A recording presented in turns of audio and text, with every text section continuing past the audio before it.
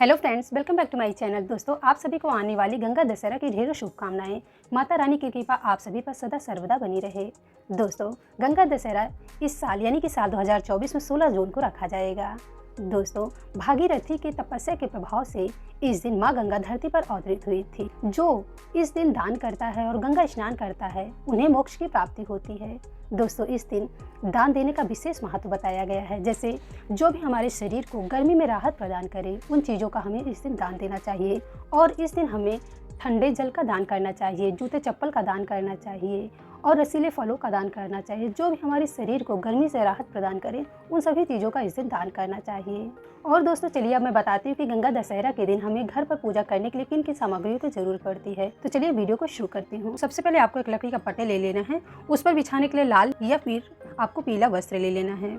उसके बाद फिर आपको शंकर भगवान की, माता पार्वती की और गणेश जी की एक मूर्ति ले लेना है, फोटो ले लेना है। आप कुछ भी ले सकते हैं या फिर आप शिवलिंग ले सकते हैं। इस दिन विशेष रूप से शंकर भगवान की पूजा की जाती है, क्योंकि जब भागीरथी की तपस्या से माँ गंगा प्रसन्न हुई थी तो शंकर भगवान ने ही अपनी जटाओं में उनको संभाला था, क्योंकि उनका भी कितना ज़्यादा था कि वो धरती पर नहीं आ सकती थी। इसलिए शंकर भगवान ने उनको अपनी जटाओं में बांध रखा था।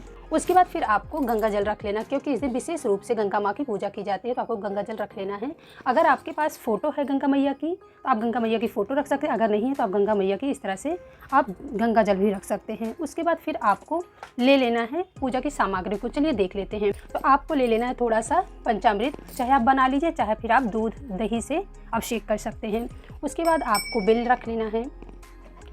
आपके पास डमरू है तो डमरू भी बजाने के लिए ऐसे रख लेना है। उसके बाद आपको चंदा रख लेना है लगाने के लिए, हल्दी रख लेना है, अक्षत रख लेना है, कुमकुम रख लेना है। और उसके बाद आपको काला तिल रख लेना है, क्योंकि इस दिन काले तिल का विशेष महत्व होता है। तो आपको काला तिल रख लेना है, इत्र रख लेना है, धूप रख लेना है, दीप रख लेना है और आपको आरती करने के लिए कपूर रख लेना है। उसके बाद आपको शहद रख लेना है और आपको सफ़ेद चंदन रख लेना है, क्योंकि शंकर भगवान को सफ़ेद चंदन ही लगाया जाता है। तो आपको सफ़ेद चंदन अपनी पूजा में रख लेना है। आपको दक्षिणा रख लेना है कुछ अर्पित करने के लिए। आचमनी करने के लिए आपको आचमनी का पात्र रख लेना है, माचिस रख लेना है। वस्त्र स्वरूप अर्पित करने के लिए आपको कलावा रख लेना है पूजा में। आपको 2 जनेऊ रख लेना है, एक गणेश भगवान के लिए और एक शंकर भगवान के लिए। तो आपको 2 जनेऊ रख लेना है।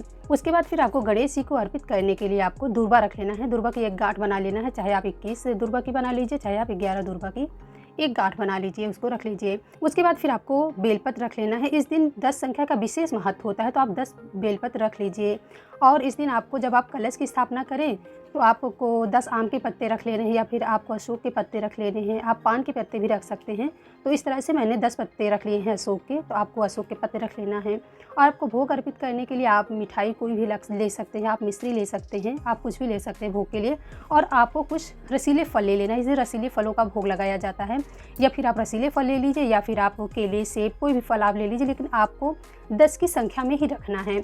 और एक माता रानी को अर्पित करने के लिए आपको श्रीफल रख लेना है गंगा मैया में चढ़ाने के लिए, तो आप उसको ज़रूर अपनी पूजा के पास रख लें।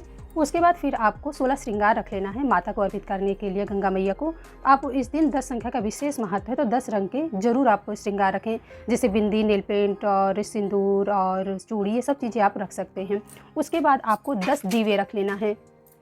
इस तरह से आपको 10 दीवा रख लेना है, जिसको आपको गंगा मैया में अर्पित करना होता है। तो इस प्रकार से आपको चंदन टीका लगा करके 10 दीवा रख लेना है।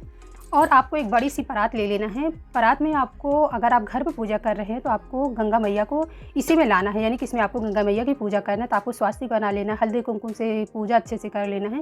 उसके बाद फिर आपको इसमें गंगा मैया को लाना है। उसके बाद फिर आपको ज़्यादा जल ले लेना है, यानी कि आपको जब परात में आप डालेंगे तो आपको ज़्यादा जल होना चाहिए, तो ताकि आपका दीप अच्छे से उसमें रह सके, जल सके। तो इस तरह से आपको दीप को उसमें बहाना है, यानी कि धीरे धीरे उसमें बहता हुआ दीप दिखे। तो आपको थोड़ा सा ज़्यादा ही जल ले लेना है। और दीप कलश की स्थापना करने के लिए आपको एक कलश ले लेना है, जिसमें आपको दीप कलश बनाना है।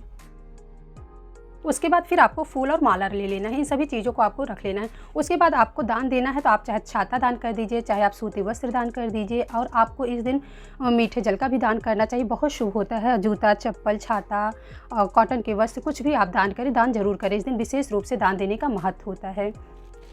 इस दिन आप सूती वस्त्र का भी दान कर सकते हैं, लेकिन आपको क्या करना है, आपको हल्के रंग के वस्त्र दान करने। तो मेरे पास हल्के रंग के वस्त्र नहीं थे, तो मेरे पास ये टी-शर्ट था, तो मैं इसको ही दान कर दे रही हूँ। किसी गरीब को आप दे सकते हैं, किसी ज़रूरतमंद को आप जरूर दान करें। तो इस दिन दान देने का विशेष महत्व है। तो आप कोई सा भी कपड़ा ले सकते हैं, आप गमछा ले सकते हैं, धोती ले सकते हैं, टी-शर्ट ले सकते हैं, कुछ भी आप दान करें।